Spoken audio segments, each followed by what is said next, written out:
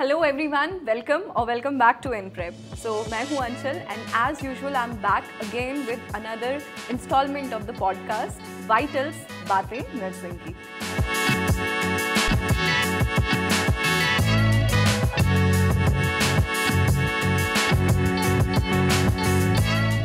तो आज हमारे साथ एक बहुत ही इम्पॉर्टेंट गेस्ट हैं जो हमारे काफ़ी क्लोज फ्रेंड भी हैं। So without taking much of your time let's hear it from miss Pooja. ठीक है, so ma'am is an MSc student at AIIMS and she bagged rank 335 and she is currently pursuing MSc from AIIMS. So ma'am शुरू करते हैं। तो ये जो podcast रहेगा this will be in 2 segments, जहाँ पे पहले हम बात करेंगे आपकी पर्सनल लाइफ के बारे में, आपकी childhood and everything, and then we'll be proceeding with the professional talks about MSc and other things. तो मैम बताइए, अपने बारे में कुछ बताइए about your personal life, कैसा चाइल्डहुड था?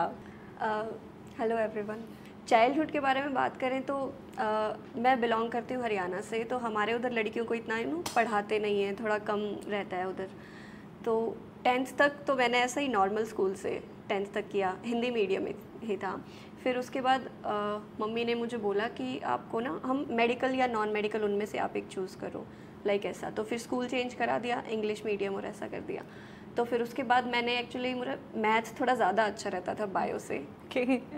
तो मैथ्स मेरा सब्जेक्ट था, बायो एडिशनल थी, बायो मैंने स्टार्टिंग में नहीं पढ़ी थी। फिर उसके बाद फिर थोड़ा फैमिली का ऐसा इंटरेस्ट हुआ कि मेडिकल साइड लेके जाते हैं, क्योंकि ना इसमें जॉब ज़्यादा है ना, ऐसा करते हैं कि जॉब सिक्योरिटी रहती है। एज अ वुमेन आपके लिए जॉब सिक्योरिटी इंपॉर्टेंट है, ऐसा करके। बिल्कुल। और ये टैबू भी रहता है कहीं ना कहीं, है ना, कि लड़का है तो इंजीनियर बनेगा, लड़की है तो डॉक्टर बनेगी, ऐसा रहता है। तो अब हमारा क्या था कि अब मुझे पहले पता भी नहीं था, as a student, 12th student, मुझे पता भी नहीं था आगे क्या स्कोप होते हैं। तो मुझे इतना पता था कि मुझे लॉ करनी है, लॉयर बनना है। इंटरेस्टिंग। लेकिन फिर घर वालों ने थोड़ा अप्रूव नहीं किया कि लॉयर नहीं, थोड़ा ऐसा प्रोफेशन चूज़ करते हैं अच्छा लगे थोड़ा सा, लड़की के हिसाब से, ऐसा करके। तो फिर हमने चूज़ किया कि मेडिकल साइड जाते हैं। तो फिर उस टाइम क्या था ना, थोड़ा हम जो कोचिंग थी नीट वाली वो थोड़ा ज़्यादा एक्सपेंसिव पड़ती थी, है ना, तो अफोर्ड नहीं कर सकते थे घर वाले। तो उन्होंने मुझे बोला कि बेटा आपको एक एंट्रेंस एग्ज़ाम देना है और वही वाला कोर्स करना है। मुझे ये भी नहीं पता था कि कौन से वाला करा रहे हैं, सिर्फ बोले कि आपको PGI लेके जाएंगे, बहुत अच्छा इंस्टीट्यूट है। तो वहाँ ले गए मुझे और वो एंट्रेंस मेरा फर्स्ट अटेम्प्ट में क्लियर हो गया। ओके, सो PGI Chandigarh, PGI Rohtak. Rohtak, okay okay okay. हाँ, उस टाइम पे होता था ना 2 एग्ज़ाम, दोनों का जो एंट्रेंस था वो सेम डे था। Okay okay okay. तो हमको चूज़ करना था कि रोहतक जाएँ या चंडीगढ़ जाएँ। तो वो सिर्फ होम टाउन के पास पड़ता है, तो इसलिए PGI रोहतक चूज़ कर लिया। मतलब फैमिली रेस्ट्रिक्शंस रही हैं, उसकी वजह से आपको परस्यू करना पड़ा? मेरी फैमिली वैसे देखा जाए तो, जो बाकी बैकग्राउंड को देखा जाए तो उसके हिसाब से तो काफ़ी अच्छी है। हमारे जिस बैकग्राउंड से मैं हूँ उधर लड़कियों को इतना पढ़ाते नहीं है। फिर भी आप अगेंस्ट ऑल ऑड्स आप MSc कर रहे हो, मतलब एक पोस्ट ग्रेजुएट डिग्री आप ले रहे हो। So it's a huge achievement in itself, है ना। I mean, शायद मेरे गांव से किसी ने की नहीं होगी, किसी लड़की ने पोस्ट ग्रेजुएशन। ये उन लोगों के लिए एक इंस्पिरेशन भी है कि अगर आप कर सकते हो तो उनको भी डेफिनेटली थोड़ा तो अपना पर्सपेक्टिव ब्रॉड करना चाहिए। इसके अलावा मैम मैं आपसे पूछना चाहूँगी कि कॉलेज लाइफ कैसी थी, एंड जो मतलब एक एसोसिएटेड चीज़ें रहती हैं ना नर्सिंग के साथ, कि बहुत हेक्टिक होता है, बहुत ज़्यादा मतलब ऐसा रहता है कि बहुत काम होता है, पढ़ाई बहुत ज़्यादा करनी पड़ती है। हाँ, वो तो रहता है, असाइनमेंट्स एंड एवरीथिंग। तो एक वो जो आपका था कि मुझे लॉयर बनना है, लॉ करना है, और फिर उसके बाद सडनली इतना शिफ्ट ऑफ प्रोफेशन हुआ, तो कभी ऐसा लगा कि मतलब गलत कर दिया नर्सिंग में आके, या कभी ऐसा लगा कि नहीं ये तो नहीं करना था मुझे? नहीं, बाद में ऐसा कभी नहीं लगा, है ना। पहले मुझे ऐसा लगता कि फर्स्ट ईयर में मुझे ऐसा लगता था कि मैंने क्या चूज़ कर लिया। लेकिन फिर जैसे पेशेंट केयर में थोड़ा इन्वॉल्व हुई तो उस साइड मेरा इंटरेस्ट ना बढ़ गया, मतलब मुझे अच्छा लगा। फिर बायो थोड़ा शुरू से अच्छी लगती थी, मैथ्स ज़्यादा अच्छा लगता था, लेकिन फिर भी बायो ठीक थी। तो फिर स्टार्टिंग में क्या हुआ, थोड़ा जैसे हम क्लिनिकल जाना शुरू हुआ, जब तक थ्योरी लग रही थी तब तक थोड़ा अजीब लग रहा था, फिर क्लिनिकल जाना स्टार्ट किया तो ऐसा इंटरेस्ट बनना स्टार्ट हो गया। लेकिन हाँ, ये देखो नर्सिंग, हम ऐसे देखा जाए तो सबसे ज़्यादा असाइनमेंट मुझे लगता है शायद हमारी डिग्री में ही है। डेफिनेटली, मतलब फर्स्ट ईयर से लेके 4th ईयर तक एक पूरा बंच ऑफ असाइनमेंट्स आपके पास होता है। तो for all those of you are watching और उनको लगता है कि नर्सिंग बच्चों का खेल है या बहुत आसान है, तो प्लीज़ नहीं, ऐसा नहीं है। इस मिसकॉन्सेप्शन को तो अपने दिमाग से बिल्कुल ही निकाल दें। आई थिंक हम काउंट भी नहीं कर सकते हैं कितने असाइनमेंट्स होते हैं, कितनी फाइल्स होती हैं, हम काउंट नहीं कर सकते। फर्स्ट ईयर थोड़ा डिफिकल्ट रहता है ना, जब हमारे कितने 8 या 9 एग्जाम्स थे हमारे। हाँ, फर्स्ट ईयर होते हैं 8 to 9 सब्जेक्ट। उसके बाद धीरे धीरे कम होता जाता है तो थोड़ा बर्डन कम हो जाता है। लेकिन हमारा कॉलेज लाइफ मेरी काफ़ी अच्छी रही है। मेरे टीचर्स बहुत सपोर्टिव थे, काफ़ी अच्छा रहा, मेरा बॉन्ड उनके साथ बहुत अच्छा है। आपने एंजॉय भी बहुत किया होगा। बहुत एंजॉय किया। कुछ बताइए, जैसे पोस्टिंग्स वगैरह के लिए कहीं कहीं गए हो या कॉलेज का कोई ऐसा पोस्टिंग के टाइम पे स्टार्टिंग में हम जैसे विजिट्स होती थी ना, विजिट में हमने काफ़ी एंजॉय किया। और मेरे हिसाब से मैंने कोविड में मुझे बहुत अच्छा लगा, थोड़ा नया एक्सपीरियंस था। स्टार्टिंग में थोड़ा डर गए थे, लेकिन हमने कोविड पोस्टिंग्स की हैं, पीपी एंड ऑल, तो वो वाला एक्सपीरियंस बहुत यूनिक और बहुत अच्छा था। उस टाइम पे ऐसा लगता था कि ना हम कुछ कर रहे हैं, कुछ अलग कर रहे हैं ऐसे। और कहीं ना कहीं कोविड के चलते ही जो नर्सिंग प्रोफेशन का थोड़ा सा एक इम्पॉर्टेंस है, एक जो रिस्पेक्ट है, वो कहीं ना कहीं बहुत इंक्रीज़ हुआ है। मतलब पहले काफ़ी it's a bitter reality, sad reality, बहुत लुक डाउन करते थे, बट अभी थोड़ा सा ये है कि एक लेवल ऊपर हो रहा है। एंड सबसे ज़्यादा ट्रांजिशन जो मैंने देखा है वो ये है कि पहले ऐसा होता था, जैसे हम लोग हैं, है ना, हमें ये था कि कुछ और करना था, but then somehow we entered the profession. But अब के जो बच्चे हैं वो विलिंगली, मतलब वॉलंटरीली प्रोफेशन को चूज़ कर रहे हैं। ठीक है, तो मतलब आपका इस पर क्या टेक है कि मतलब कभी जैसे नर्सिंग में जो भी बच्चे भी प्रिपेयर कर रहे हैं या जो मतलब चाहते हैं कि आगे वो अपना मतलब करियर नर्सिंग में बनाएं, तो अपनी लाइफ का कोई ऐसा इंसिडेंट आपके प्रोफेशनल लाइफ का जिससे आपको जिस दिन लगा हो कि नहीं मेरा डिसीजन बिल्कुल सही था, या इसी दिन के लिए शायद मैंने नर्सिंग चूज़ करी थी, कुछ ऐसा फीलिंग कभी आई हो कभी प्रोफेशन में? एक्चुअली ऐसा वही उसी टाइम पे हुआ था जब हमारे साथ क्या हुआ था कि लॉकडाउन जब हुआ था तो सबको घर भेज दिया था, है ना। हाँ जी। तो फिर 1 महीने भी शायद हम घर नहीं रहे थे। फिर प्रिंसिपल मैम का कॉल आया कि भाई आपके बैच को वापस आना पड़ेगा, वी नीड यू। ऐसा वहाँ पे स्टाफ थोड़ा कम हो गया था और स्टाफ ज़्यादा इन्फेक्ट होने लग गया था उस टाइम पे। तब क्या किया, स्टूडेंट्स को आगे भेज दिया था कि आप मतलब फ्रंटियर्स की तरह काम करो। तो उस टाइम ऐसा अच्छा फील हुआ था कि नहीं मतलब हम सोसाइटी के कुछ काम आए हैं, तो हमने अच्छा प्रोफेशन चूज़ किया। और ऐसा नहीं है, मेरी छोटी सिस्टर ने विलिंगली नर्सिंग चूज़ की है। So this is how, that is what I was trying to say ना। देखो वो आ गया, मतलब लाइक पहले ये था कि आपको नहीं करना था, बट आफ्टर सीइंग यू मतलब समहाउ कहीं ना कहीं you became an inspiration for her. वो मोटिवेट हुई और उसने अपनी मर्जी से अभी इसने कंप्लीट किया है। Of course. तो यही सब चीज़ें थी। फिर आपसे मैं ये पूछना चाहूँगी कि क्योंकि आपने बताया था कि आपने नॉर्सेट भी क्रैक कर लिया था, but then you opted for MSc, तो वो रीज़न क्या था? मतलब एक अच्छी खासी सेंट्रल गवर्नमेंट जॉब का ऑफर छोड़ के and then you opted for MSc. तो क्योंकि बहुत बच्चों का ये सवाल रहता है कि करें नहीं करें, करनी चाहिए या नहीं करनी चाहिए, कुछ बेनिफिट मिलेगा या नहीं मिलेगा, तो आपसे हम जानना चाहते हैं because you are doing it, you are pursuing it currently. So मेरा रीज़न स्टार्टिंग से था कि मुझे लोगों को समझाना पढ़ाना बहुत अच्छा लगता था। ऐसा कि जब स्कूल से ही थी मैं, तब से ही मुझे अपने साथ वालों को, स्टार्टिंग तो ऐसे हुई कि मैं अपने साथ वालों को कुछ समझा रही हूँ, पर उनको कुछ टीचर से समझ नहीं आया तो वो इक्वेशंस मैंने करा दी ऐसे करके। और मेरे पापा टीचर हैं तो उनसे भी मोटिवेट हुई हूँ। एक्चुअली मुझे मेरे टीचर से ज़्यादा 10th तक मुझे पापा नहीं पढ़ाया है। Nice. तो उनसे ही मैंने सीखा है कि पढ़ाते कैसे, समझाते कैसे। वहाँ से मेरा मोटिवेशन था कि मुझे यही चूज़ करना है। और वैसे ये तो है ना कि ये तो एक वो चेन बनी हुई है ना कि हमको नर्सिंग कंप्लीट करते ही फिर हमको कुछ टाइम कोचिंग लेनी है और फिर उसके बाद हमको नॉर्सेट क्लियर करके एम्स ज्वाइन कर लेना है। बिल्कुल, है ना। लेकिन मुझे ऐसा लगता है कि बहुत करेज चाहिए डिफरेंट होने के लिए, आपको उस चेन को ब्रेक करने के लिए। तो वैसे ही हमारे साथ भी यही हुआ था कि यूजी हमारी डिले हो गई कोविड की वजह से। वो कंप्लीट करते ही हमने कोचिंग ज्वाइन की, लेकिन वो भी नहीं हो पाई कोविड की वजह से ना, सब लॉकडाउन की वजह से। तो फिर मैंने बीच में अपनी यूजी के बाद टीचिंग भी की है 1 ईयर। नाइस। हाँ, तो जब मैं वो टीचिंग कर रही थी ना, उस टाइम पे ही मैंने नॉर्सेट अटेम्प्ट किया था। तो लेकिन टीचिंग करते करते मुझे ऐसा फील हुआ कि ये लाइफ मेरे लिए है, ये मुझे ज़्यादा अच्छा लग रहा है स्टूडेंट्स को पढ़ाना। हाँ, मुझे ये अच्छा लग रहा है कि ये लाइफ मुझे मेरे लिए अच्छी लग रही है। उस टाइम पे मुझे ऐसा लगा कि मुझे एमएससी ऑप्ट करना चाहिए। इवन पास आउट होते ही फर्स्ट वाला तो मैंने एंट्रेंस अटेम्प्ट ही नहीं किया था एमएससी का। जब मुझे रियलाइज़ हुआ कि मुझे ये करना चाहिए, लेकिन तब तक नॉर्सेट का रिज़ल्ट आ चुका था और मुझे एम्स रायपुर मिला था। और उसका ज्वाइनिंग लेटर घर पहुंच गया। मुझे लगा था नहीं पहुंचेगा, पहुंच गया था। तो घर वालों को पता चल गया कि भाई इसको तो रायपुर जाना है। तो थोड़ा हुआ उस टाइम की, क्योंकि देखो वो यही प्रेफर करेंगे कि आप जॉब सिक्योरिटी पहले लो। एमएससी की साइड जब हम जाते हैं तो सिक्योरिटी आपको मिलेगी, लेकिन उसमें थोड़ा टाइम लगता है ना। डेफिनेटली। हाँ, अगर आप बीएससी के बाद डायरेक्ट ऑप्ट कर लेते हो तो फिर आपको उतना टाइम नहीं लगता, आपको जॉब सिक्योरिटी बहुत जल्दी आप अर्न करने लग जाते हो, तो वो सिक्योरिटी रहती है। एमएससी में थोड़ा स्ट्रगल ज़्यादा है, लेकिन मुझे ऐसा लगता है वो स्ट्रगल वर्थ इट है।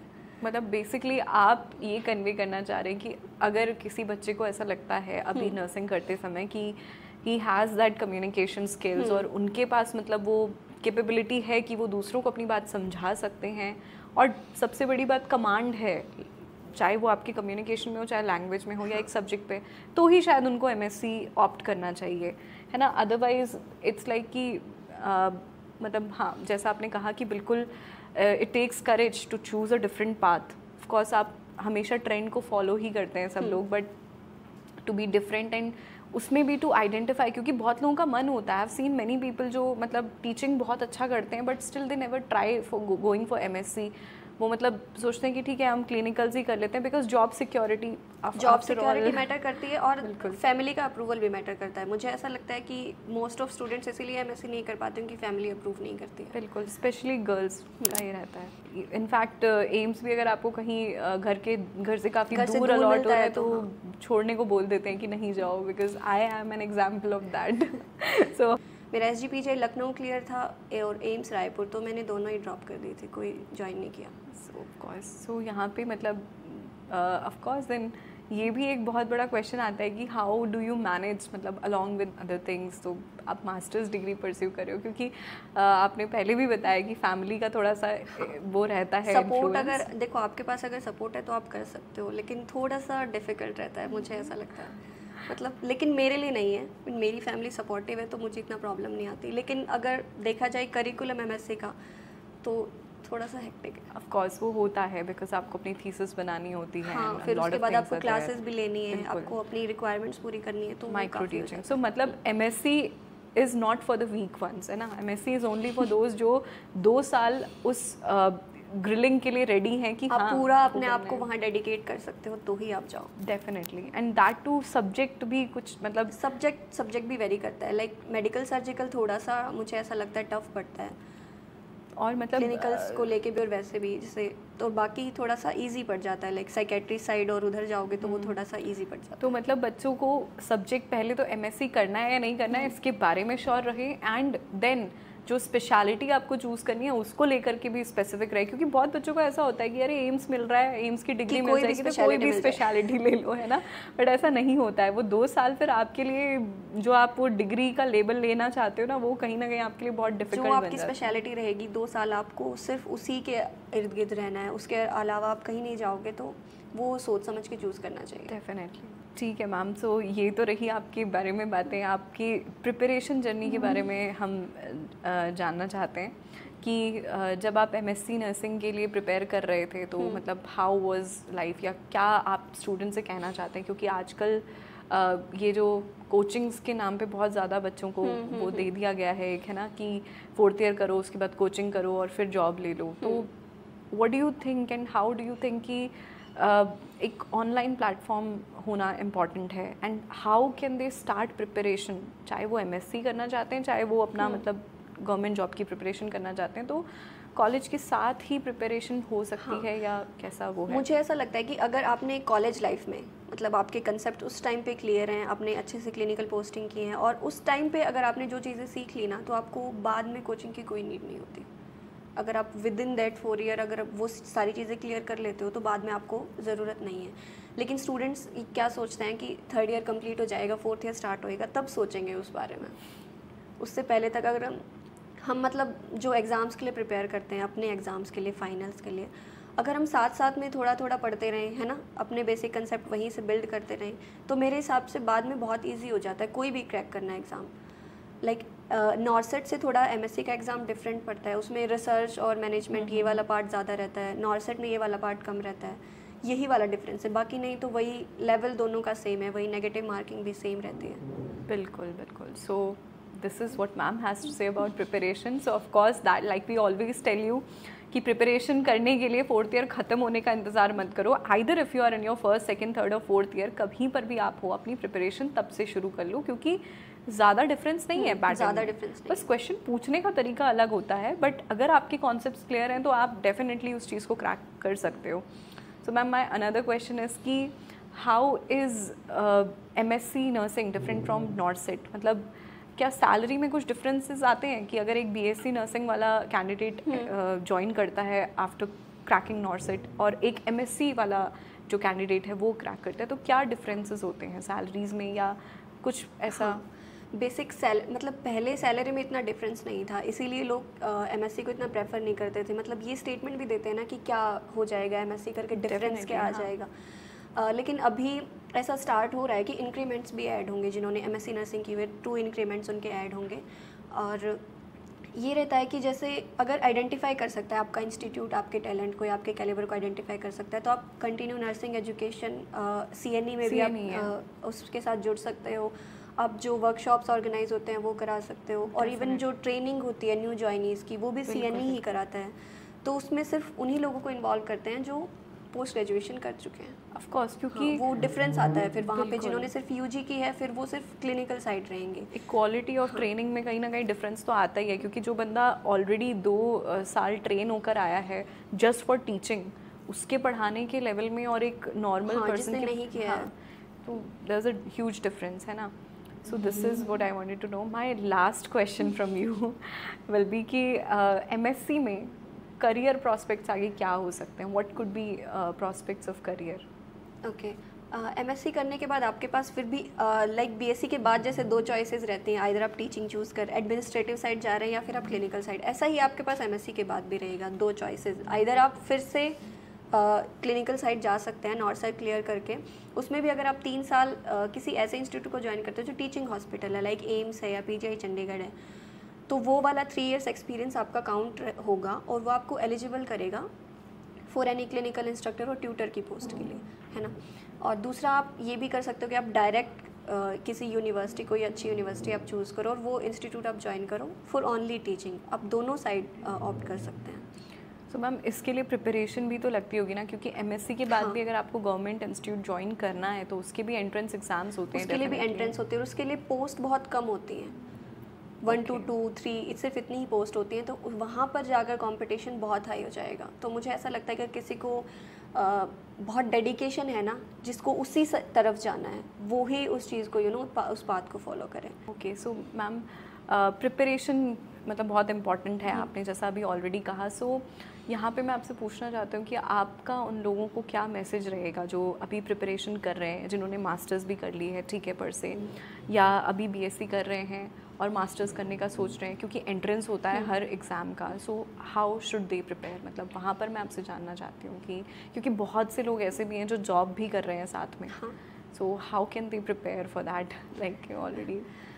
मुझे ऐसा लगता है कि आपको अच्छी प्रिपरेशन के लिए पहला आपका गोल क्लियर होना चाहिए, आप किस चीज़ के लिए प्रिपेयर कर रहे हो. और दूसरा आपको अच्छी गाइडेंस होनी चाहिए, वो इम्पॉर्टेंट है.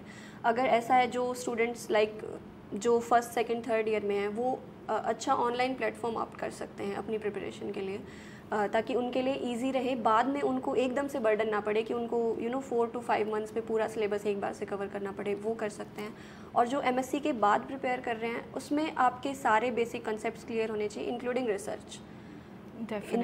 इन पोस्ट ग्रेजुएशन और आफ्टर पोस्ट ग्रेजुएशन जब आप एज ए ट्यूटर ज्वाइन करेंगे तो उसमें रिसर्च. तो मतलब मैम का कहना है कि guidance is equally important. So speaking of guidance, मतलब as you working with us, so आपसे हम जानना चाहते हैं कि एनप्रेप पे हम ऐसा क्या अलग कर रहे हैं जो बाकी जगह आपने नहीं देखा, बिकॉज आप भी टीचिंग में इन्वॉल्व रहे हैं.